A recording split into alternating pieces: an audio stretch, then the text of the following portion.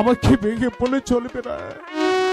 আমি আমার হৃদয় থেকে হৃদয়ের দু হাত তুলে রব্বুল আলামিনের কাছে প্রার্থনা করি, হে খোদা, আমার কলিজার টুকরো নয়নের মণি, আমার একমাত্র মার উপরকে তুমি দেখে রেখো খোদা।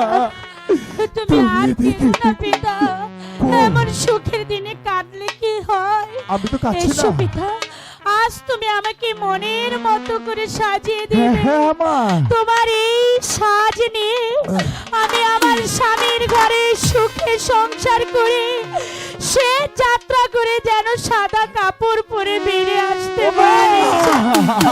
পিতা চলো পিতা, চলো, সময় পেরিয়ে যাচ্ছে, না হলে যে বাচ্চা আবার দণ্ড দেবে। চলো মা, আমি তোমাকে সাজিয়ে দেব মা। দিদি কলমে কি নাই কলমে কবি